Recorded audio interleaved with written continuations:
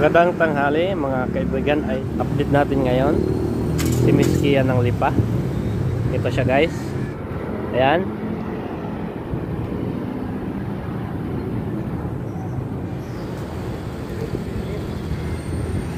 Ngayon mga idol, kailangan natin parestro si Miss Kia ng Lipa.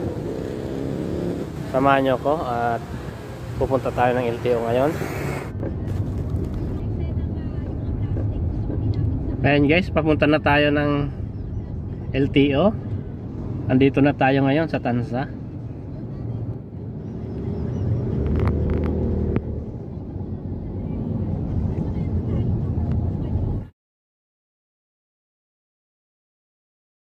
Ayan guys, papasok ng LTO.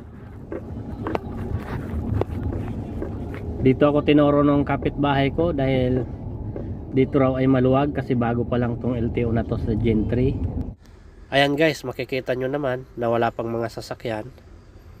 Ilan-ilan lang. Ayan, paparking muna tayo.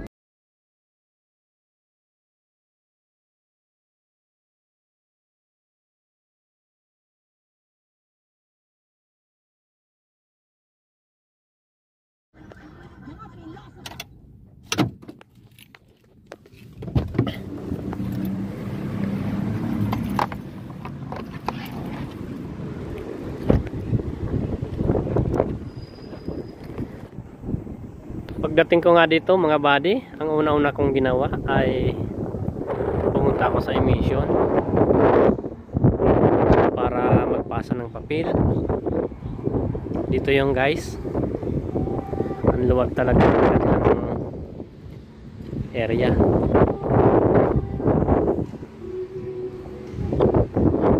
Wala pang gaanong mga tao at kunti pa lang ata nakakaalam. Bago lang kasi to. Dito yung guys, yung waiting area ng emission.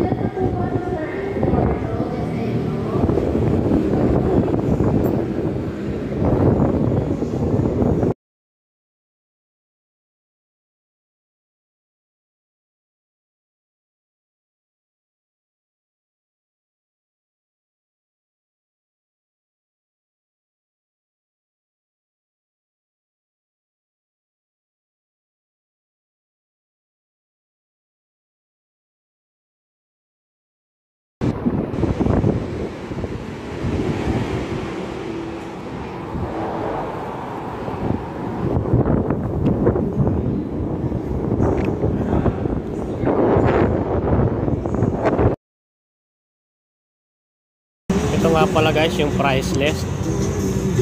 Tricycle, motorcycle at 4 wheels.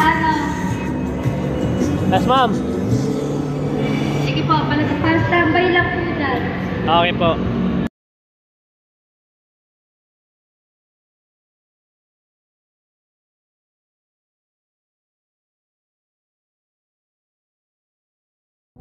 Ngayon guys, punta na tayo ng emission kasi tinawag na tayo.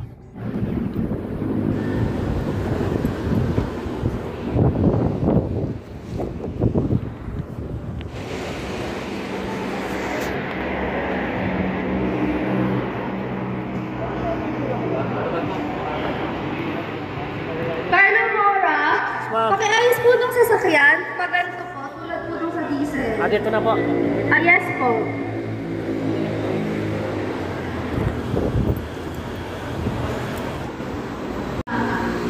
Okay. Sobra. Okay na.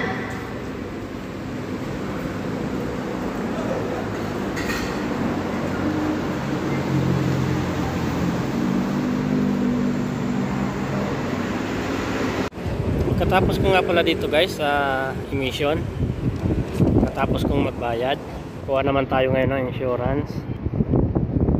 Ayan, dito guys, dahil nakakuha na tayo ng insurance, proceed na tayo sa LTO.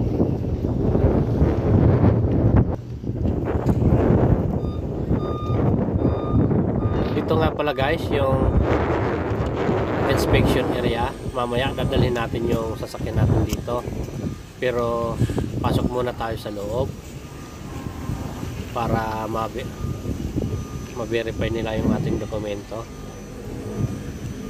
Dito na yan guys.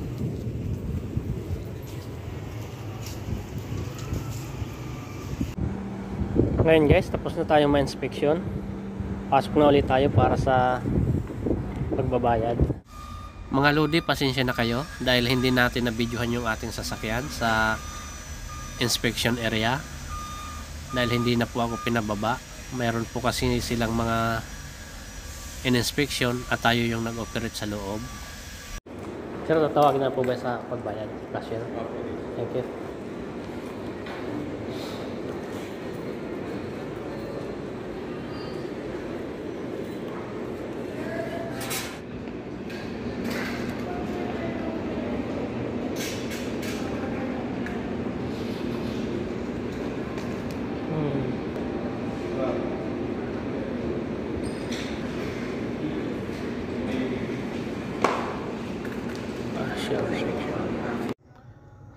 Hey guys, salamat at natapos na rin tayo.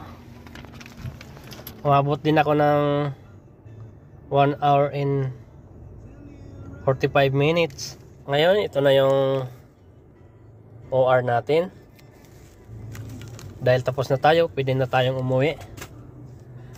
Guys, kung gusto nyo rin mapadali ang inyong registration, dito lang kayo pumunta sa LTO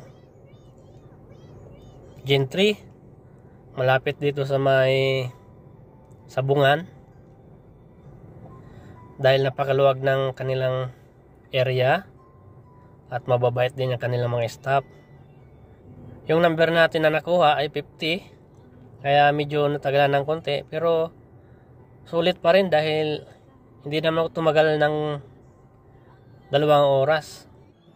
Unlike po kasi dati sa LTO Kawit, dati doon kasi ako nagre-rehistro ng mga sasakyan, motor. Kaya lang, bago ako umalis sa bahay, nasabihan ako ng aking kapitbahay Na dito daw po ako pumunta dahil mas mabilis at walang gaano pang tao. Hindi ko alam kung bakit, kasi siguro bago.